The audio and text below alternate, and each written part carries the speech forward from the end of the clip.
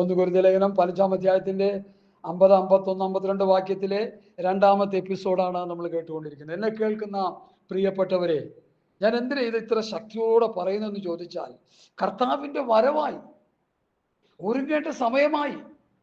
ഇനി അധിക കാലങ്ങൾ നമ്മുടെ മുൻപിലില്ല.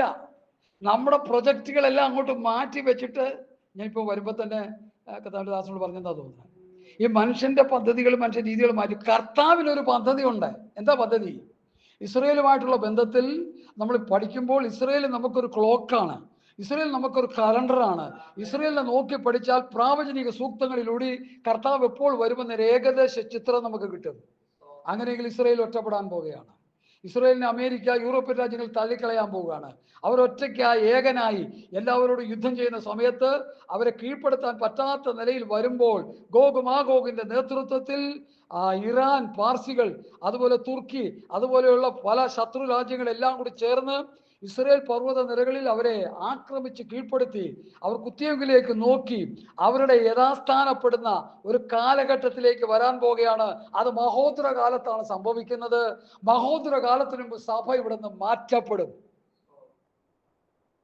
മഹോദര കാലത്തില് ആദ്യത്തെ 3.5 വർഷം കഴിയുമ്പോൾ കർത്താവ് വന്ന് സഭയെടുക്കുന്ന ഒരു കൂട്ടര്, ഇനി വേറൊരു കൂട്ടര് മഹോദര കാലമായ 7 വർഷം കഴിഞ്ഞതിന് ശേഷം 7 വർഷവും രക്ഷിക്കപ്പെട്ട് സ്നാനപ്പെട്ടവനെ തല്ലിച്ചതച്ച് മഹാക്രോധ കലശവും മറ്റേ കാകള തുണി ഇതൊക്കെ ഇടയിൽ കിടന്ന് സകലവിധ കഷ്ടതകളും അനുഭവിച്ച് മാത്രമേ സഭയെ എടുത്തുകൊള്ളപ്പെടൂ എന്ന് പറയുന്ന വേറൊരു കൂട്ടർ.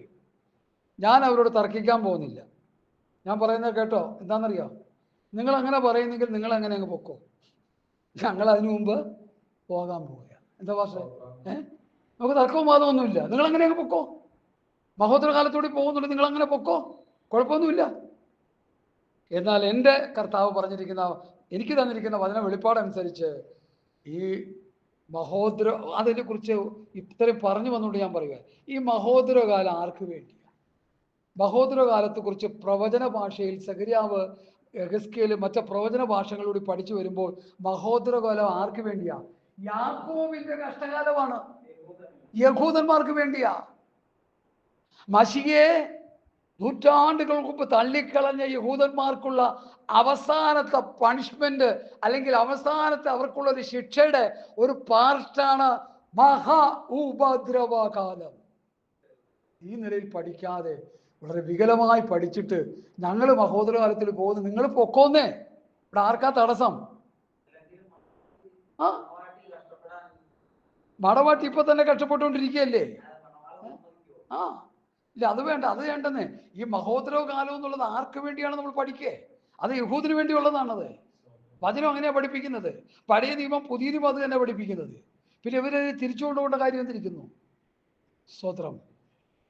അറിവില്ലാത്ത ഒരു വസ്തുരന്മാരുമായവർ ശേഷം തിരുവെടുത്തുകളെ പറഞ്ഞേ തങ്ങളുടെ നാശത്തിനായി, അത് വിട്ടുപോയാൽ പോയി, തങ്ങളുടെ നാശത്തിനായി കൂട്ടിക്കളയുന്നു.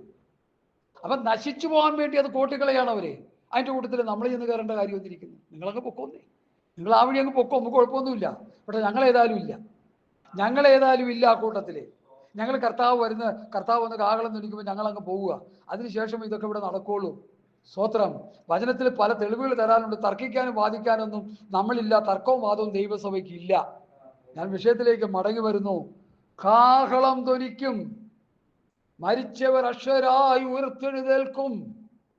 ഞാനൊരു മർമ്മം നിങ്ങളോട് പറയാം, നാം എല്ലാവരും നിദ്ര കൊള്ളുകയില്ല. എന്നാൽ അന്ത്യകാഹളനാദത്തിങ്കൽ പെട്ടെന്ന് കണ്ണിമിക്കുന്നതിനിടയിൽ, പാസ്റ്റർ ഇംഗ്ലീഷ് ബൈബിളിൽ ആ വാക്യം എടുത്തൊന്ന് വായിക്കണം. കണ്ണിമിക്കുന്നതിനിടയിൽ എന്നുള്ള വാക്യം എടുത്തൊന്ന് വായിക്കണം. അത് വായിക്കുമ്പോൾ അതിൻ്റെ മനോഹാരിത നമുക്ക് മനസ്സിലാക്കും. ഹല്ലേലൂയ. 1 കൊരിന്ത്യർ 15 അധ്യായത്തിന്റെ 52 വാക്യം. കാഹളം ധ്വനിക്കും, മരിച്ചവർ അക്ഷരായി ഉയർത്തെഴുന്നേൽക്കും, കണ്ണിമിക്കുന്നതിനിടയിൽ. ഇംഗ്ലീഷ് ബൈബിളിന്റെ ടിംഗ്ലിംഗ് ഓഫ് ആൻ ഐ, കണ്ണിമിക്കുന്നതിനിടയിൽ. മതി. കണ്ണിമിക്കുന്നതിനിടയിലുള്ള എത്ര സമയമുണ്ട് അമ്മാമ എന്ന് പറഞ്ഞ്? ഒരു സെക്കൻഡിനെ എത്രയോ ഭാഗമായിട്ട് എടുക്കണം. സെക്കൻഡ് ഒന്നുമില്ല. സെക്കൻഡ് എന്നൊക്കെ പറയുമ്പോൾ അതിനെ കീറി മുറിക്കണം. സെക്കൻഡിനെ കീറി മുറിക്കണം. ആളുകളൊന്നുമില്ല കണ്ണിപ്പിക്കുന്നതിനിടയിൽ. പിന്നെ നമ്മൾ ഈ ചിലർ കണ്ണിപ്പിക്കുന്ന ഞാനിങ്ങനെ പെട്ടെന്ന് അങ്ങനെ അത് സ്വാഭാവികമായി കണ്ണിപ്പിക്കുക എന്ന് പറഞ്ഞാൽ അതിൻ്റെ സമയം നമുക്ക് മെഷർമെന്റ് ചെയ്യാൻ പറ്റത്തില്ലെന്ന് എൻ്റെ ചിന്ത. അത് നടക്കുന്നൊരു സംഭവമാണിത്. ഞാൻ ഈ മെസ്സേജ് വചനത്തിലൂടെ കേട്ടിട്ടും പല പാസ്റ്റർമാർ പ്രസംഗിക്കുന്നത് കേട്ടിട്ടും ഞാൻ ഞെട്ടി വിറച്ചിരിക്കുക. ഞാനിപ്പം പാസ്റ്റർ മീറ്റിങ്ങിന് വന്നു, ബാത്റൂമിൽ നിന്ന് കേട്ടു പാസ്റ്റർ ഇപ്പോൾ വരും, പാസ്റ്റർ ഇപ്പം ഇങ്ങോട്ട് വരും. കാരണം ബാത്റൂമിൽ പോയ ആളെ ഒരു 1 മിനിറ്റ് 2 മിനിറ്റെങ്കിലും കഴിയേ. അതല്ല 1 മിനിറ്റ് 2 മിനിറ്റില്ല, ഒരു സെക്കൻഡും ഇല്ല. ഇത് കണ്ടുമിക്കൽ നടക്കാൻ പോകുന്നൊരു സംഭവമാണ്. പുതിയ നിയമസഭയുടെ ഒരു പ്രത്യാശയാണിത്. ഈ വിഷയം എന്നുള്ളത് ദൈവമക്കൾ പെന്തക്കോസ്തുകാർ ഗൗരവമായിട്ട് എടുത്തിട്ടില്ല. അതുകൊണ്ട് ഇത് പറയാൻ എനിക്ക് പ്രേരണ കിട്ടിയിരിക്കുന്നത്. കണ്ണിമിക്കുന്നതിനിടയിൽ ഒന്നുകൂടി ഇംഗ്ലീഷ് പദം ടിംഗ്ലിംഗ് ഓഫ് ആൻ ഐ, അത് മാത്രം മതി. ടിംഗ്ലിംഗ് ഓഫ് ആൻ ഐ, കണ്ണിമിക്കുന്നതിനിടയിൽ ടിംഗ്ലിംഗ് ഓഫ് ആൻ ഐ, കണ്ണിമിക്കുന്നതിനിടയിൽ നടക്കാൻ പോകുന്ന മഹാസംഭവം. നമ്മുടെ പ്രത്യാശയായ കർത്താവ് വരാൻ പോകുകയാണ്. ഹല്ലേലൂയ. ഇപ്പൊ വേറൊരു തർക്കം നടക്കുന്നുണ്ട് പാസ്റ്റേ, ഈ കാഹളം തൊലിക്കുന്ന ആരൊക്കെ കേൾക്കൂ? ഇവിടെ കാഹളം തൊലിക്കുന്നത് ആർക്ക് വേണ്ടിയാ തൊലിക്കുന്നത്? പറഞ്ഞേ, സഭയ്ക്ക് വേണ്ടി. അവർക്ക് മറ്റുള്ളവർക്ക് സംഭവിക്കാൻ പോകുന്നത് ഒരു കൂട്ടം ജനം ഇവിടെ കാണാനില്ല, ഇവിടുത്തെ പാസ്റ്റർമാരെ കാണാനില്ല. അങ്ങനെയൊക്കെ പറഞ്ഞാൽ തെറ്റാ. പാസ്റ്റർമാർ നല്ലൊരു ശതമാനം ഇവിടെ കാണുമെന്നാണ് ഞാൻ പറഞ്ഞുകൊണ്ടിരിക്കുന്നത്. എൻ്റെ ദൈവമേ, എന്നെ കല്ലെറിയാൻ പാസ്റ്റർമാർ നടക്കുന്നത് അതുകൊണ്ടല്ലേ. നല്ലൊരു ശതമാനം പാസ്റ്റർമാർ വിശ്വാസം ഇവിടെ കാണും. എന്താ ഞാൻ അങ്ങനെ കാണണമെന്ന് പറയുന്നതാണോ? അല്ല, അവരുടെ ജീവിത രീതി കണ്ടിട്ട് ഇവിടെ കാണാനാ സാധ്യത. എന്നാൽ അങ്ങനെയല്ല ദൈവമക്കളെ. ഇന്ന് വൽക്കാലം കണ്ണിമിക്കുന്നതിനിടയിൽ സംഭവിക്കുന്ന ഒരു മഹാസംഭവത്തിന് വേണ്ടി എന്നെ കേൾക്കുന്ന വാത്സല്യ ദൈവമക്കളെ, രക്ഷിക്കപ്പെട്ട് സ്നാനപ്പെട്ട് പരിശുദ്ധാംശം പ്രാപിച്ച് വിശുദ്ധിയിലും വേർപാടിലും നമ്മുടെ കണ്ണടയുന്നത് വരെ, അവസാന ശ്വാസം പോകുന്നവരെയും അതിൻ്റെ ഒരുക്കത്തിൽ നമ്മളായിരിക്കണമെന്നാണ് ഇന്ന് പകൽക്കാലം ദൈവാത്മാവ് എന്നോട് പറയുന്നത്. അത് പറയാനാണ് ഞാൻ ആവലോടെ കടന്നു വന്നത്.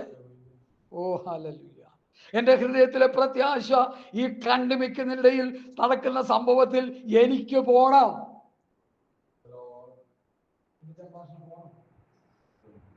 നമുക്ക് പോണോ? അത് നമ്മുടെ പ്രത്യാശ. ഹല്ലേലൂയ. അത് മാത്രമേ ഉള്ളൂ നമ്മുടെ പ്രത്യാശ. നമ്മുടെ സമ്പാദ്യവും നമ്മുടെ പ്രിയപ്പെട്ടവരും എല്ലാം വിട്ടേച്ച് നമ്മൾ പോകണം. മക്കളെ ഒരുങ്ങിക്കോ, ഓസ്ട്രേലിയയിൽ കിടന്ന് ഒരുങ്ങി ഒരു പാസ്റ്റർ എന്ന് പറഞ്ഞേക്കുന്നു, കണ്ടുമിക്കുന്നതിനിടയിൽ നമുക്ക് പോക്കണ്ടെന്ന്. അതുകൊണ്ട് ഒരുങ്ങിക്കോ. ഹല്ലേലൂയ. വിശ്വാസിയോട് പറഞ്ഞു ഒരുങ്ങിക്കോ. നിങ്ങളുടെ പാസ്റ്ററോട് പറ ഒരുങ്ങാൻ. മാമയ്ക്ക് കർത്താവ് സൗഖ്യം കൊടുത്തോളൂ. ഞാൻ കഴിഞ്ഞ ആഴ്ച വിളിച്ച് സംസാരിച്ചു. ഞാൻ പറഞ്ഞു ഞാൻ അങ്ങോട്ട് വരുന്നുണ്ടെന്ന് പറഞ്ഞപ്പോൾ തന്നെ ചിലപ്പം ആ സമയം പറഞ്ഞു കഴിഞ്ഞാൽ പുള്ളി അവിടെ നിന്ന് ചാടിക്കളി അല്ലേ? അതെ, ഞാൻ വരുന്നുണ്ടെന്ന് പറഞ്ഞു. സ്വത്രം, ഞാൻ വരുന്നുണ്ട്. നിങ്ങളോടൊപ്പം ഒരു ദിവസം ഇരിക്കാൻ വരുന്നുണ്ട്. രാവിലെ തൊട്ട് വൈകുന്നേരം വരെ ഇരിക്കും. നിങ്ങൾ എനിക്ക് പ്രബോധിപ്പിക്കണം, നിങ്ങളോട് എനിക്ക് വചനം പറയണം, നിങ്ങൾ എനിക്കൊന്ന് എൻകറേജ് ചെയ്യണം. അല്ല, അനുഗ്രഹീതനായ ഒരു ദൈവദാസനാണ്, ഞാൻ കണ്ടല്ലോ. സ്വത്രം. പക്ഷെ ചില പ്രശ്നങ്ങളിലൂടെ ഇങ്ങനെ കിടക്കുക. ഈ പ്രശ്നങ്ങളൊക്കെ സടകുടഞ്ഞിട്ടിട്ട് പോകാൻ നോക്കണം. നമ്മൾ ഈ കർത്താവിൻ്റെ വരവിനോട്ട് ഒരുങ്ങിക്കൊണ്ടിരിക്കുമ്പോൾ നമ്മുടെ പ്രശ്നങ്ങളൊക്കെ കർത്താവ് നോക്കിക്കോളും. നമ്മൾ ആ പ്രശ്നം തീർക്കാൻ നമ്മൾ പോകണ്ട. നമ്മുടെ ജീവിതത്തിനെതിരെ വരുന്ന കഷ്ടതകളും പരിശോധനകളും പോരാട്ടങ്ങളും വെല്ലുവിളികളും നമ്മൾ തീർക്കാനായിട്ട് പോകുമ്പോഴാണ് അതിനിടയിൽ ഈ കണ്ണിമിക്കുന്നതിനിടയിൽ സംഭവിക്കുന്നത്. അപ്പോൾ നമ്മൾ തള്ളപ്പെട്ടു പോകും, കൈവിടപ്പെട്ടു പോകും. നമ്മൾ കർത്താവിൻ്റെ വരവിന് വേണ്ടി ഒരുങ്ങിക്കൊണ്ടിരിക്കുമ്പോൾ നമുക്കെതിരെ വരുന്ന പ്രശ്നങ്ങളെ പ്രാർത്ഥിച്ച് കർത്താവിൻ്റെ കയ്യിലോട്ട് കൊടുത്താൽ കർത്താവ് നോക്കിക്കോളും. നിന്റെ ഭാരം എൻ്റെ മേൽ വെച്ചുകൊള്ളുക, ഒന്നിനെ കുറിച്ച് വിചാരപ്പെടരുത്. നിങ്ങളുടെ ആവശ്യങ്ങൾ പ്രാർത്ഥനയിൽ അപേക്ഷിച്ചാലും സ്വോത്രത്തോടെ ദൈവത്തോട് അറിയിക്കത്രേ വേണ്ടത്. പ്രശ്നം തീർക്കാൻ നമുക്ക് കഴിയത്തില്ല. പരസ്യം പ്രശ്നം തീർക്കാൻ ട്രംപല്ല, 1000 ട്രംപ് എഴുന്നേറ്റ് വന്നാലും നടക്കത്തില്ല. എന്താ വിചാരിച്ച്? പറയാനുള്ള കാരണമുണ്ട്. ഇദ്ദേഹത്തിന് മുമ്പ് ഒരു 3-4 പ്രസിഡന്റിന് മുമ്പ് ഒരു പ്രസിഡന്റ് ഉണ്ടായിരുന്നു. അദ്ദേഹത്തിന്റെ പേര് ക്ലിന്റൺ, ഓർക്കുണ്ടോ? അഴിമതി ആരോപണം, ബിൽ ക്ലിന്റൺ. അഴിമതി ആരോപണ വീരപ്പൻ എന്നൊക്കെ വേണമെങ്കിൽ പറയാം.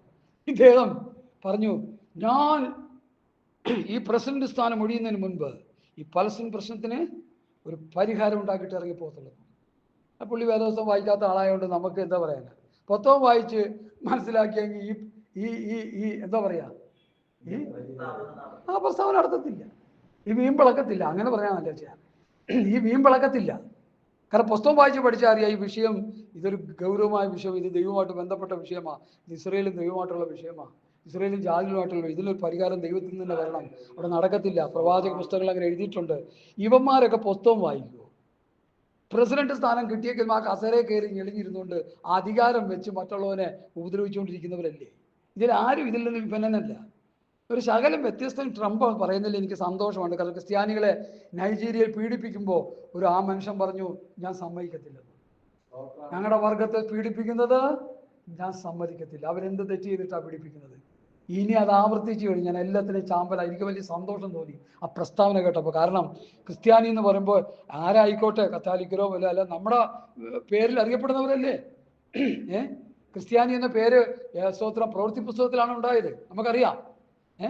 ആ ക്രിസ്ത്യാനികൾ എന്ന് പറയുമ്പോൾ, അവരെ കൊല്ലുക എന്ന് പറയുമ്പോൾ അവരെന്തെങ്കിലും ദോഷം ചെയ്തിട്ടാണെങ്കിൽ പോട്ടെന്ന് വെക്കാം. ഇത് നിരപരാധികളായ, നിരക്ഷരപുക്ഷികളായ പാവങ്ങൾ, അർത്ഥപട്ടണിക്കാർ, വിശപ്പിന് പോലും വകയില്ലാത്തവരെ വർഗീയത പറഞ്ഞ് കൊലവിളി നടത്തുമ്പോൾ അവർക്കെതിരെ പടവാള് അദ്ദേഹം എടുത്തെന്ന് പറയുമ്പോൾ എല്ലാവർക്കും അത് കേട്ടപ്പോൾ തന്നെ സന്തോഷമായി. എല്ലാവരും വിറച്ചിരിക്കുക. കാരണം അത് കണ്ടിന്യൂ ചെയ്ത് കഴിഞ്ഞാൽ ശക്തമായ സൈനിക ഇടപെടൽ ഉണ്ടാകുമെന്ന് പറഞ്ഞപ്പോൾ എല്ലാവരും വിറച്ചിരിക്കുക. ആ സുഡാന്റെ പ്രസിഡന്റ് പറഞ്ഞു, ഇത് ഭരിക്കുന്നതിൽ മുസ്ലിം ഉണ്ടെന്ന് പറഞ്ഞു. അത് വെറും ഇരട്ടത്താപ്പ് പ്രസ്താവനയാണ്. അതൊന്നും നമ്മൾ അംഗീകരിക്കുന്നില്ല. പോട്ടെ, നമ്മുടെ വിഷയം അതല്ലാത്തതുകൊണ്ട് നമ്മൾ അതിനുവേണ്ടി പ്രാർത്ഥിച്ചാൽ മാത്രം മതി. ദൈവജനം ഒരുങ്ങണം, ദൈവജനം കർത്താവിൻ്റെ വരവിന് വേണ്ടി ഒരുങ്ങണം, ദൈവസഭ കർത്താവിൻ്റെ വരവിന് വേണ്ടി ഒരുങ്ങണം. കണ്ണുമിക്കുന്നിടയിൽ ഒരു മഹാസംഭവം ഈ ലോകത്ത് നടക്കാൻ പോകുന്നു. ലോകത്തിലെ ഏറ്റവും വലിയ സംഭവങ്ങളിൽ ഒന്ന്, കർത്താവായ യേശു ക്രിസ്തു സ്വർഗമഹിമകൾ വിട്ട് ഈ താണ ഭൂമിയിലേക്ക് ഇറങ്ങി വന്ന് ആദാമ്യ പാപത്തിൽ ജീവിച്ച മനുഷ്യരെ മുഴുവൻ തൻ്റെ രക്തം കൊണ്ട് വീണ്ടെടുത്തു എന്നുള്ളതാണ് ഏറ്റവും വലിയ സംഭവങ്ങളിൽ ഒന്ന്. രണ്ടാമത്തെ സംഭവം, അങ്ങനെ വീണ്ടെടുത്ത ജനത്തെ, ദൈവപ്രമാണം അനുസരിക്കുന്ന ജനത്തെ വേഗം വന്ന് ചേർത്തുകൊള്ളുമെന്നുള്ളതാണ് രണ്ടാമത്തെ ഏറ്റവും സംഭവം. ഒന്ന് നടന്നു കഴിഞ്ഞു, രണ്ടാമത് നടക്കാൻ പോകുന്നു. ഇതല്ലാതെ മറ്റു സംഭവങ്ങളൊന്നും ലോകത്തിലെ 7 അത്ഭുതങ്ങളോ ഇതൊന്നും സംഭവങ്ങളല്ല. അതൊക്കെ വെറും പൊട്ടത്തരങ്ങളാണ് ദൈവമക്കളെ. അതുകൊണ്ട് എന്നെ കേൾക്കുന്ന പ്രിയപ്പെട്ടവരെ, കാഹളം ധ്വനിച്ച് കർത്താവ് വരാൻ പോകുന്നു.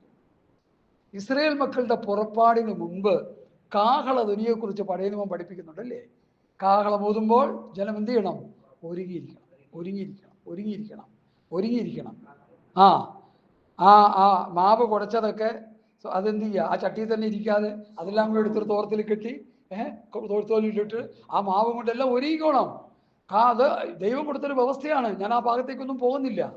അപ്പോൾ ഒരു വലിയ പുറപ്പാടിന് വേണ്ടി കാഹളധ്വനി പഴയ നിയമത്തിൽ ദൈവം തന്നെ ഇസ്രായേലിന് കൊടുത്തെങ്കിൽ, യേശു ക്രിസ്തുവിന്റെ രക്തത്താൽ വീണ്ടെടുക്കപ്പെട്ട സർവ്വ ലോകത്തിലുമുള്ള തന്റെ വിശുദ്ധ സഭയെ കാഹളം ധ്വനിച്ചു വന്ന് കർത്താവ് ചേർക്കാൻ പോകുകയാണ്. എത്ര പേര് ഒരുങ്ങിയിരിക്കുന്നു? ഈ പ്രസംഗം കേൾക്കുന്ന എത്ര പേര് ഒരുങ്ങിയിരിക്കുന്നു? പ്രസംഗത്തിന് മാർക്കിട്ടത് നല്ല പ്രസംഗമാണെന്ന് പറഞ്ഞ് തള്ളിക്കളയാതെ ഈ പ്രസംഗം കേട്ടിട്ട് ഞാൻ എൻ്റെ കർത്താവിന് വേണ്ടി ഒരുങ്ങണമെന്നുള്ളൊരു തീരുമാനവും പ്രതിഷ്ഠയും എത്ര പേരെടുക്കുന്നു? ഹല്ലേലൂയ. നമുക്കറിയാം, ഈ ലോകത്തിലെ ഓരോരുത്തർ ഓരോ പുതിയ പ്രൊജക്റ്റുകൾ ചെയ്തുകൊണ്ടിരിക്കുക. ഞങ്ങളുടെ കൊച്ചി പട്ടണത്തിലാണെങ്കിൽ നിങ്ങൾക്ക് കേൾക്കണോ, കാക്കനാട്ടിൽ നിന്ന് പാലാരോട്ടിൽ നിന്ന് കാക്കനാട്ടേക്ക് അവരുടെ കമ്പ്യൂട്ടർ സെൻറ്റർ ശൃംഖല അവിടെ മുഴുവൻ കറങ്ങി അടിച്ച് പോകത്തക്ക നിലയിൽ മെട്രോ അങ്ങോട്ട് നീട്ടിക്കൊണ്ടിരിക്കുക. പിന്നെ വേറെ സ്ഥലത്തേക്കൊക്കെ മെട്രോ നീട്ടിക്കൊണ്ടിരിക്കുക. വേറെ സ്ഥലത്തൊക്കെ പുതിയ പ്രൊജക്റ്റുകൾ പുതിയ പദ്ധതി ആവിഷ്കരിച്ചുകൊണ്ടിരിക്കുക. അരൂരിൽ നിന്ന് തുറവൂർ വരെ ഫ്ലൈ ഓവർ, അത് കണ്ട പേടിച്ചു പോകും നമ്മൾ. 4 വരി പാതയായിട്ട് മുകളിൽ കൂടി താഴെ കൂടി ഒക്കെ പരിപാടിയൊക്കെ ചെയ്തുകൊണ്ടിരിക്കുക. അതൊക്കെ നല്ല കാര്യമാണ്. ഈ ലോക മനുഷ്യൻ അവൻ്റെ പ്രൊജക്റ്റൊക്കെ നിറവേറ്റിക്കൊണ്ടിരിക്കുക. എനിക്ക് പറയാനുള്ളത്, ദൈവത്തിൻ്റെ പ്രൊജക്റ്റ് ദൈവം ഭംഗിയായിട്ട് നിറവേറ്റിക്കൊണ്ടിരിക്കുക. തൻ്റെ പുത്രനെ അയച്ച് പുതിയ നിയമസഭയെ കർത്താവ് ചേർക്കാൻ പോവുകയാണ്. എവിടെന്നാ? 190 രാഷ്ട്രങ്ങളിലും രക്ഷിക്കപ്പെട്ട് സ്നാനപ്പെട്ട് പരിശുദ്ധാത്മ അഭിഷേകം പ്രാപിച്ച് വിശുദ്ധിയിലും വേർപാടിലും ജീവിക്കുന്ന ദൈവസഭയെ കർത്താവ് കാഹളം ധ്വനിച്ച് ചേർക്കാൻ സമയമായി. ട്വിങ്ക്ലിംഗ് ഓഫ് ഐ അല്ലേ? കണ്ണിമിക്കുന്നതിനിടയിൽ സംഭവിക്കാൻ പോവുക. നമ്മുടെ ഒരു കാര്യം ചെയ്തു തീർക്കാൻ അതിന് സമയം കഴിയുമെന്ന് എനിക്ക് തോന്നുന്നില്ല. ഞാനെൻ്റെ കൊച്ചിനെ കൊണ്ടുവന്ന് അവിടെ പഠിപ്പിക്കാനായിട്ട് വിട്ടു. കർത്താവേ, കാഹളം തൊലിക്കല്ലേ, ആ കൊച്ചിനെ കൊണ്ടുവന്ന് വീട്ടിലേക്ക് പോരാ. നോ നോ, യാതൊരു എക്സിസും അതിന് സ്വത്രം തടസ്സമല്ല. പ്രിയമുള്ളവരെ, കാഹളം തൊലിച്ച് കർത്താവ് സഭയെ ചേർക്കുന്നതിന് നമ്മുടെ യാതൊരു കാര്യവും കർത്താവ് അംഗീകരിക്കുകയില്ല. നീ ഒരുങ്ങിയിരിക്കുക. ദൈവത്തിൻ്റെ പ്രൊജക്റ്റിലെ പരിപാടികൾ ദൈവം ചെയ്തുകൊണ്ടിരിക്കുക. ദൈവത്തിൻ്റെ വചനത്തിൻ്റെ വ്യവസ്ഥ പ്രകാരം ഇസ്രയേൽ കലണ്ടറായി ക്ലോക്കായി നമ്മൾ പഠിച്ചെടുത്തോണം. കാര്യങ്ങൾ വചനവ്യവസ്ഥ പ്രകാരം മുൻപോട്ട് പോയിക്കൊണ്ടിരിക്കുക. ഞാനും നിങ്ങളും ഉറങ്ങുന്നവരായി തീരരുത്. ഞാനും നിങ്ങളും മയക്കം പിടിച്ച് കിടന്നുറങ്ങരുത്. 5-10 കന്യകമാർ 25-ാം അധ്യായത്തിൽ മത്തായി 25-ൽ കർത്താവ് പഠിപ്പിച്ചത് 5 പേർ ഉറങ്ങിപ്പോയി, 5 പേർ ഉറങ്ങാതെ ഇരുന്നു. ഹല്ലേലൂയ. ഉറങ്ങാതിരുന്നവർ എന്ത് ചെയ്തു? എണ്ണയെല്ലാം ശേഖരിച്ച് വിളക്ക് തെളിയിച്ച് മണവാളൻ വരുന്നു എന്ന് ആർപ്പുവിളി ഉണ്ടായപ്പോൾ അവർ ചാടി എഴുന്നേറ്റ് വിളക്ക് തെളിയിച്ചു. മറ്റ് 5 കന്യകമാരും അവരും എഴുന്നേറ്റു, ചാടി എഴുന്നേറ്റു. അവർ എഴുന്നേറ്റില്ലെന്നൊന്നും പറയണ്ട, അത് ഇന്നത്തെ പെന്തക്കോസ്തുകാരാണെന്നാണ് ഞാൻ പഠിപ്പിക്കുന്നത്. ചാടി എഴുന്നേറ്റു. അവരും എഴുന്നേറ്റ് വിളക്കൊക്കെ കത്തിച്ച് റെഡിയായി. മണവാളൻ എതിരേൽപ്പാനങ്ങോട്ട് പുറപ്പോ വിളക്കങ്ങോട്ട് കെട്ടുപോയി. എന്തു പറ്റി? എണ്ണ തീർന്നുപോയി. എണ്ണയെ പരിശുദ്ധാത്മാവട്ടൊക്കെ പഠിപ്പിക്കുന്നുണ്ട്. ഞാനത് പഠിപ്പിക്കാനായിട്ട് ഞാൻ ആളല്ല. എനിക്ക് കിട്ടിയ വചന വെളിപ്പാട് എന്നെ പഠിപ്പിച്ചത് ഇങ്ങനെയാണ്: ഒരുങ്ങിയിരുന്നവർ, ശ്രദ്ധിക്കണേ, ഒരുങ്ങിയിരുന്നവർ, ഒരുക്കം. മത്തായി 25 തരുന്ന പഠനം ഒരുക്കം. ഒരുങ്ങിയിരുന്നവർ എന്നെ പരിശുദ്ധാത്മാവട്ടൊക്കെ ദിവസം പഠിപ്പിക്കുന്നു. ഓക്കെ അതൊക്കെ ശരിയാ. ഇവിടെ അത് ആ വിഷയം തിരികെ കയറ്റി നമുക്കത് ചിന്തിക്കാൻ നിർവാഹമില്ല. ഒരുങ്ങിയിരിക്കുക. ആത്മാവിനെ പ്രാപിച്ചാണ് ഒരുങ്ങുന്നത്, ശരി, അതൊക്കെ ശരിയാ. പക്ഷെ ഒരുങ്ങിയിരിക്കുക, പ്രാർത്ഥന നിരതരായിരിക്കുക, വിശുദ്ധ ജീവിതം നയിക്കുക, വേർപാട് പാലിക്കുക, ഈ ലോകത്തോട് അണ്ടുപരാകാതിരിക്കുക, നമ്മുടെ അകത്തെ മനുഷ്യനെ ബലപ്പെടുത്തിക്കൊണ്ടിരിക്കുക, ആത്മാവിൽ പ്രാർത്ഥിക്കുക, ആത്മാവിൽ പാടുക, ആത്മാവിൽ ആരാധിക്കുക, എപ്പോഴും ഒരുക്കം പൂർത്തീകരിച്ചുകൊണ്ടിരിക്കുക. കാരണം കണ്ണുമിക്കിനിടയിൽ നടക്കുന്ന സംഭവമാണ്. നമുക്ക് ഇന്നത് ചെയ്തിട്ട് ഇന്നതൊന്നും ശരിയായി ഇന്നൊരു ക്രമീകരണം വരുത്തിയിട്ട് ഇന്ന കാര്യങ്ങൾ ചെയ്തിട്ട് പോകാമെന്ന് നടക്കില്ല. ദൈവമക്കളെ, ഒരുങ്ങിയിരിക്കുക. നീ ഏത് ദൗത്യം ചെയ്യുമ്പോഴും അതിൻ്റെ നടുവിൽ എപ്പോഴാണ് കാഹളം ധരിക്കുന്നത്? ഇപ്പൊ നമ്മൾ ചെയ്യുന്ന ഒരു പരിപാടി ഞാൻ പറയട്ടെ, ആരും പണങ്ങരുത്.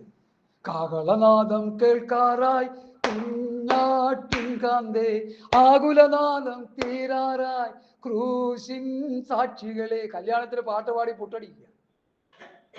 മണവാളനും മണവാട്ടിയും കൂടി ഇരിക്കുമ്പോൾ ആ പാട്ട് കാഹളം. ഞാനിരിക്കും നോക്കുമ്പോൾ ഒരു സഹോദരനും സഹോദരി ഇത് പാട്ട് പാടി. ഞാനുണ്ടായ കല്യാണത്തിൽ ഞാൻ ഇവിടേക്കുള്ള കർത്താവിൻ്റെ വരവിനോടുള്ള പാട്ടെടുത്ത് ഈ ചെറുക്കനെയും പെണ്ണിനെയും കൂടി കെട്ടിക്കാൻ വേണ്ടി പാട്ട് പാടി പുട്ടടിക്കുന്ന വീരന്മാർ. കൊള്ളാം, നല്ല കാര്യം.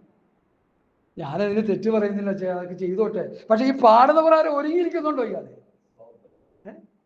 കാഹളനാദം കേൾക്കാറായി കുഞ്ഞാട്ടിൻകാരനെ ഒരുങ്ങി എന്ന് പറയുന്നല്ലാതെ ഈ പാട്ട് പാടി കാശ് മേടിച്ച് പുട്ടടിക്കുന്ന ഈ മഹാന്മാർ ഒരുങ്ങുന്നുണ്ടോ? അതോ പാട്ടുപാടി കാശുണ്ടാക്കാൻ നടക്കുകയാണോ? പ്രസംഗിച്ച് കാശുണ്ടാക്കുകയാണോ? ഹല്ലേലൂയ. പ്രസംഗിച്ച് നമ്മുടെ ഭൗതിക കാര്യങ്ങൾ നേടുകയാണോ? എനിക്കിതിങ്ങനെയൊക്കെ പറയാൻ ദൈവാത്മാവിൻ്റെ ഉള്ളിൽ പ്രേരണ, അതുകൊണ്ട് ഞാൻ പറയുന്നു. അല്ല, ഞാൻ പറയത്തില്ല. ഞാൻ വീട്ടിൽ വെച്ച് പ്രാർത്ഥിച്ച്, കർത്താവേ, യോഗ്യമില്ലാത്തൊരു വാക്ക് പോലും പറയാൻ ദൈവം എന്നെ അനുവദിക്കില്ല. അപ്പൊ തന്നെ മറ്റുള്ളവരെ മുറിവേൽപ്പിക്കുന്നത് പറയാൻ കർത്താവ് എനിക്ക് കൃപ തരണമേ. മുറിവേൽക്കുമ്പോഴാണ്, നമുക്ക് വേദന ഉണ്ടാകുമ്പോഴാണ്, പെയിൻ ഉണ്ടാകുമ്പോഴാണ് നമ്മൾ മടങ്ങുന്ന ദൈവത്തോട്. ഹല്ലേലൂയ, സ്തോത്രം. എന്നെ കേൾക്കുന്ന പ്രിയപ്പെട്ടവരെ, നിസ്സാര കാര്യമായിട്ട് ഇതിനെ കാണരുത്. മാംസരക്തങ്ങൾക്ക് ദൈവരാജ്യത്തെ അവകാശമാക്കാൻ കഴിയില്ല. രക്ഷിക്കപ്പെടാത്തവർക്ക് ദൈവരാജ്യം കിട്ടത്തില്ല. അപ്പോൾ തന്നെ കർത്താവിൻ്റെ വരവിന് വേണ്ടി ഒരുങ്ങിയിരിക്കുന്നവർ ഒരുങ്ങേണ്ട പോലെ ഒരുങ്ങിയില്ലെങ്കിലും അവർക്കും ഇതിൽ പ്രവേശിക്കാൻ പറ്റത്തില്ല. അതാ ഇവിടെ പൗലോസ് പറയുന്നത്. സ്തോത്രം, സ്തോത്രം, സ്തോത്രം, സ്തോത്രം, സ്തോത്രം, സ്തോത്രം. വായിക്കാം, വേദഭാഗത്തിലേക്ക് പിന്നെ വരാം. നമുക്ക് കണ്ണി അല്ലെനിക്ക് നിദ്ര അന്ത്യകാലം ആദ്യം നാം എല്ലാവരും രൂപാന്തരപ്പെടും. അവിടെ നിൽക്കട്ടെ, അതെ, അവിടെ നിൽക്കട്ടെ. നാം രൂപാന്തരപ്പെടും. നമുക്കൊരു രൂപാന്തരമുണ്ട്, നമുക്കൊരു ട്രാൻസ്ഫർമേഷൻ ഉണ്ട്, നമുക്കൊരു രൂപാന്തരമുണ്ട്. ഈ വാക്ക് കേട്ടപ്പോൾ കർത്താവ് എൻ്റെ ഹൃദയത്തിൽ തന്ന ചിന്ത എന്താണ്? ഈ ശരീരത്തിൽ ഒത്തിരി രോഗങ്ങളുണ്ട്. നിങ്ങൾക്ക് അറിയത്തില്ല, എന്തൊക്കെയോ രോഗങ്ങളുണ്ട് ഈ ശരീരത്തിൽ. എല്ലാവർക്കും ഉണ്ട് രോഗങ്ങൾ, അല്ലേ? മുട്ടുവേദന, പെടലി വേദന, നടുവേദന, ഒന്നും വേണ്ട, സർവത്ര വേദനയാണ്, എല്ലായിടത്തും വേദനയാണ്. എനിക്കാണെങ്കിൽ തൊണ്ട വേദന എത്ര മാസമായി തുടങ്ങിയിട്ട്. വർത്തമാനം പറയുമ്പോൾ വലിയ ബുദ്ധിമുട്ടാണ്. പ്രസംഗിക്കാൻ എനിക്ക് ഒരു കുഴപ്പമില്ല. അതെന്താണെന്ന് അറിയത്തില്ല, ഒരു പിടിയും കിട്ടുന്നില്ല. സ്വത്രം പ്രസംഗിക്കാൻ ഈ വേദന തടസ്സവുമില്ല. അല്ലാത്ത സമയത്ത് വർത്തമാനം പറയുമ്പോൾ വല്ലാത്ത വേദന പോലെ തോന്നാറുണ്ട്. എന്നെ കേൾക്കുന്ന പ്രിയപ്പെട്ടവരെ, സർവത്ര വേദനയാണ് ഈ ഭൂമിയിൽ. അതാണ് പ്രവൃത്തി പുസ്തകത്തിൽ പറയുന്നത്, ഇങ്ങനെ നാം അനേക കഷ്ടങ്ങളിലൂടെ ദൈവരാജ്യത്തിൽ കടക്കേണ്ടവരാണ്. കഷ്ടതകൾ ഒത്തിരി നമുക്ക് ഈ ഭൂമിയിലുണ്ട്. പക്ഷേ നീ കർത്താവിന്റെ വരവിന് വേണ്ടി ഒരുങ്ങിയിരുന്നാൽ, ഇവിടെ എന്താ പൗലൂസ് പറയുന്നത്? നാം രൂപാന്തരപ്പെടും. എന്താ രൂപാന്തരപ്പെടുന്നത്? നമ്മുടെ ഈ പാപമലീനസമായ ഈ ലോകത്ത് നിന്ന് ഈ പാപ ശരീരത്തിന് ഒരു രൂപാന്തരം ഉണ്ടാകും. ആ രൂപാന്തരം ഉണ്ടാകുമ്പോൾ വെളിപ്പാട് പുസ്തകം 21 അധ്യായത്തിന്റെ 1 മുതൽ 5 വരെയുള്ള വാക്യങ്ങളിൽ പറഞ്ഞിരിക്കുന്ന കാര്യങ്ങൾക്ക് ഒരു സമാപനം കുറിക്കുന്ന അവസ്ഥയാണ് ഈ രൂപാന്തരം. ഹല്ലേലൂയ. എന്തൊക്കെയാണ്? ഇതാ മനുഷ്യരോടുകൂടി ദൈവത്തിന്റെ കൂടാരം, ഞാൻ അവരോടുകൂടി വസിക്കും, അവർ എൻ്റെ ജനമായിരിക്കും, അവർ ദൈവം താൻ അവരുടെ കണ്ണിൽ നിന്ന് കണ്ണുനീരെല്ലാം തുടച്ചു കളയും. അപ്പൊ കണ്ണീര് തുടയ്ക്കുന്ന അവസ്ഥ, അതാണ് രൂപാന്തരം. മരണത്തെ മാറ്റിക്കളയുന്ന അവസ്ഥ, അതാ രൂപാന്തരം. ദുഃഖമുണ്ടാകില്ല, മുറവിളി ഉണ്ടാകില്ല, കഷ്ടത ഉണ്ടാകത്തില്ല. ഈ 5 കൂട്ടം കാര്യങ്ങൾ ഇന്ന് ഭക്തന്മാരുടെ ജീവിതത്തിൽ കൂടി സ്വത്രം ശക്തിയോടെ നിലനിൽക്കുകയാണ്. എത്ര ഭക്തനാണെന്ന് പറഞ്ഞാലും നിനക്ക് കഷ്ടതയുണ്ട്, നിനക്ക് കണ്ണുനീരുണ്ട്, നിനക്ക് ദുഃഖമുണ്ട്, നിനക്ക് മുറവിളിയുണ്ട്, നിനക്ക് മരണവുമുണ്ട്.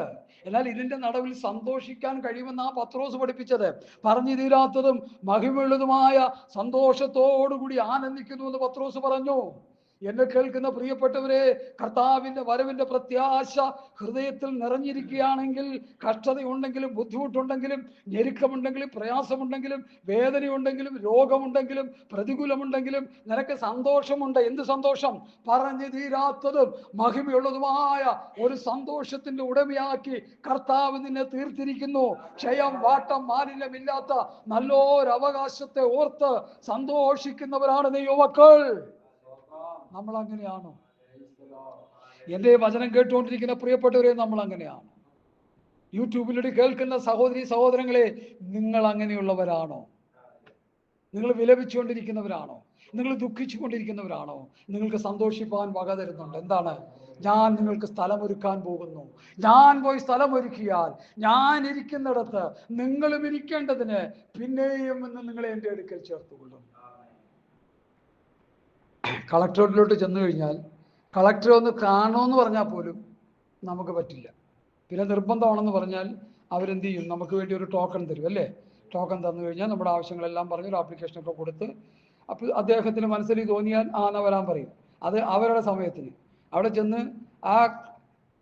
നമ്മൾ വർത്തമാനം പറഞ്ഞുകൊണ്ടിരിക്കുമ്പോൾ കളക്ടർ ഒന്ന് യൂറിൻ പാസ് ചെയ്യാനായിട്ട് അങ്ങോട്ട് പോയി നോക്കട്ടെ, ഞാൻ ഇപ്പോൾ വരാമെന്ന് പറഞ്ഞു. ആ കസേരയിലോട്ട് കയറിയിരിക്കാൻ പറ്റുമോ നമുക്ക്? ഇവിടെ എന്താ കർത്താവ് പറഞ്ഞു? ഞാൻ അതൊന്ന് പറ, നമ്മുടെ പ്രത്യാശ വർദ്ധിക്കട്ടെ. ഞാൻ ഇരിക്കുന്നിടത്ത് നിങ്ങളെ ഇരുത്തേണ്ടതിന് പിന്നെയും വന്ന് നിങ്ങളെ എൻ്റെ അടുക്കൽ ചേർത്തുകൊള്ളും. അപ്പൊ കാഹളം ധരിച്ച് കർത്താവ് അത് കഴിയുമ്പോൾ നമുക്ക് കിട്ടുന്ന അനുഭവം എന്താ? ഒന്ന് രൂപാന്തര ശരീരം കർത്താവിന്റെ സ്ഥാനത്ത് നമ്മളെ ആക്കുകയാണ് ചെയ്യുന്നത്. ഇത് ചെറിയൊരു വിഷയമാണോ? ഇതൊരു വലിയ സംഭവമല്ലേ? നമ്മുടെ ദുഃഖങ്ങളെല്ലാം മാറുന്ന ഒരു സമയം, നമ്മുടെ കഷ്ടത മാറുന്ന, നമ്മുടെ പീഡകൾ മാറുന്ന, നമ്മുടെ വേദനകൾ മാറുന്ന, നമ്മുടെ എല്ലാവിധ അസ്വസ്ഥതകളും മാറുന്ന ഒരു ദിനമല്ലേ? ഇംഗ്ലീഷ് പദമാണ് എനിക്ക് ഏറ്റവും ഇഷ്ടപ്പെടുന്നത്. Tingling of an I. കണ്ണ് വെക്കുന്നതിനിടയിൽ അത് സംഭവിക്കുമെന്നുള്ളതാണ്. അപ്പോ ഈ നമ്മളൊരു ആയുസ് മുഴുവൻ അനുഭവിച്ചുകൊണ്ടിരിക്കുന്ന കഷ്ടപ്പാടുകൾ കണ്ണുമിക്കുന്നതിനിടയിൽ മാറ്റപ്പെടുമെന്ന് പറഞ്ഞാൽ എന്താ അതിന്റെ അർത്ഥം? ആ പ്രത്യാശ നിർഭരമായ വചനത്തിന് എനിക്ക് എന്ത് സ്വത്രം അതിനെ എങ്ങനെ വ്യാഖ്യാനിക്കണമെന്ന് പറയാൻ എനിക്കറിയില്ല. എൻ്റെ നാവുകൾക്ക് ശക്തിയില്ല. ഹല്ലേലൂയ. വെളിപ്പാട് പുസ്തകം 21 പറഞ്ഞിരിക്കുന്നത് കണ്ണുനീരുണ്ട്, മരണമുണ്ട്, ദുഃഖമുണ്ട്, മുറവിളിയുണ്ട്, കഷ്ടതയുണ്ട്. വെളിപ്പാട് 21:4-5 എഴുതിയിട്ട് പഠിച്ചോണം.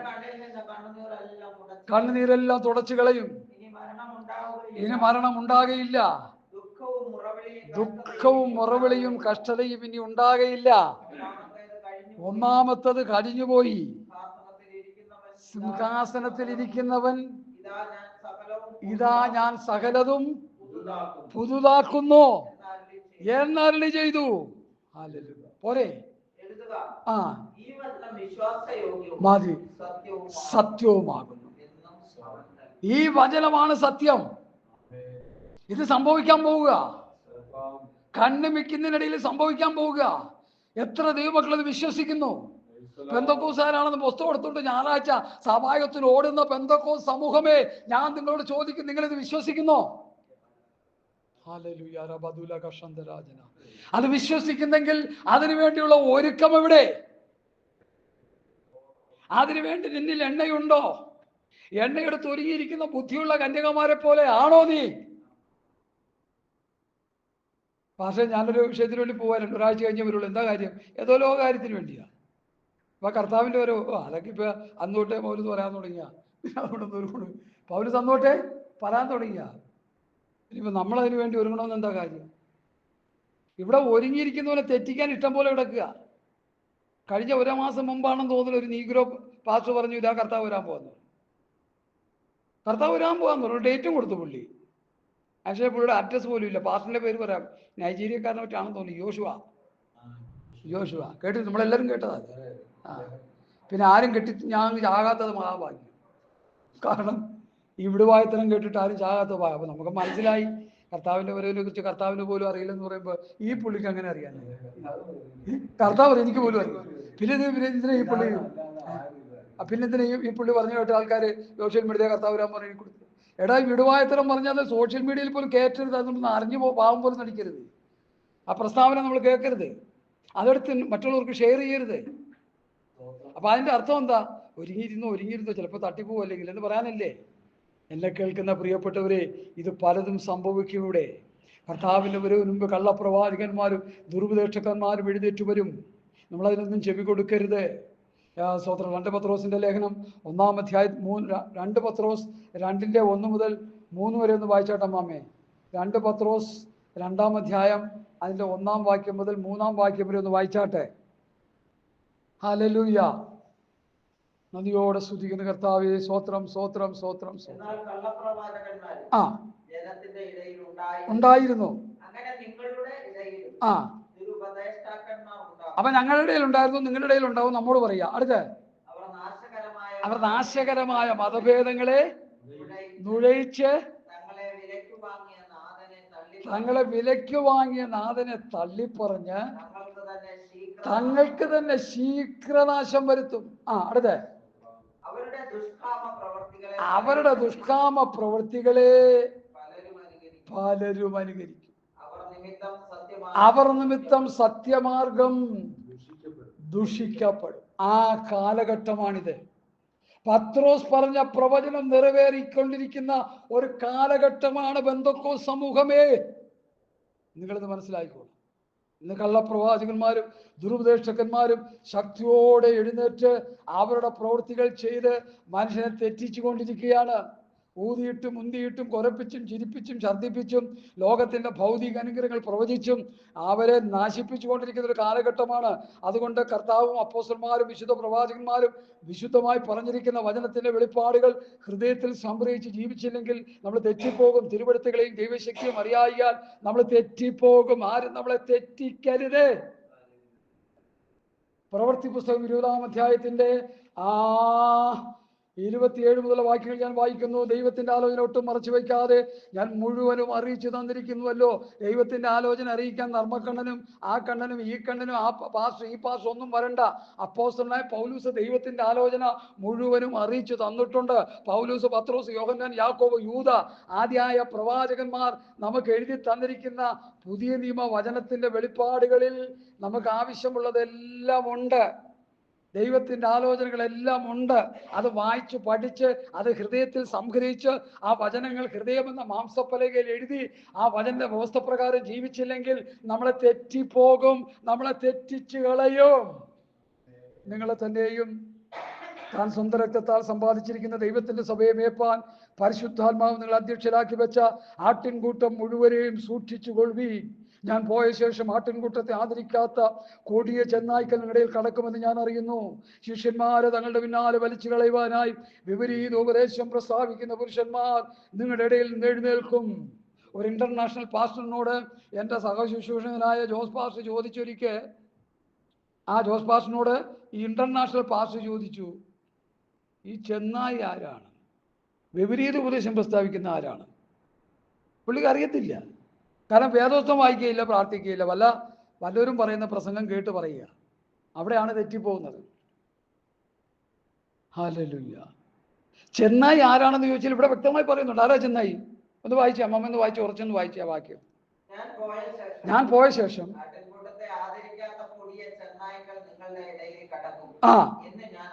അടുത്ത അതാണ് ചെന്നായി. ശിഷ്യന്മാരെ തങ്ങളുടെ പിന്നാലെ വലിച്ചു കളയുവാനായി വിപരീത ഉപദേശം പ്രസ്താവിക്കുന്ന പുരുഷന്മാർ നിങ്ങളുടെ ഇടയിൽ നിന്ന് എഴുന്നേൽക്കും. അതുകൊണ്ട് ഉണർന്നിരിപ്പീൻ.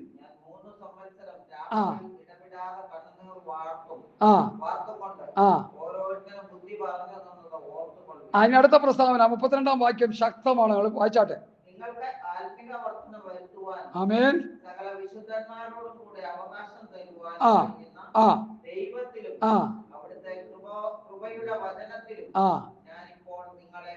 അപ്പൊ വചനത്തിൽ നമ്മൾ നിന്നോണം. കർത്താവിന്റെ വചനത്തിൽ നമ്മൾ നിന്നോണം. അപ്പോസ്തലന്മാരുടെ വചനത്തിന്റെ വ്യവസ്ഥയിൽ നമ്മൾ നിൽക്കണം.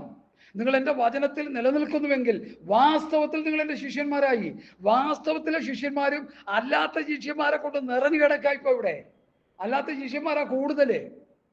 നിങ്ങൾ എൻ്റെ വചനത്തിൽ നിലനിൽക്കുക. അപ്പോസ്തലന്മാരുടെ ഉപദേശങ്ങൾ ക്രിസ്തുവിന്റെ ഉപദേശമാണ്. നീ പ്രവാചകനായിരിക്കാം, ആത്മീകനായിരിക്കാം. ഞാൻ എഴുതുന്നത് കർത്താവിന്റെ കൽപ്പന.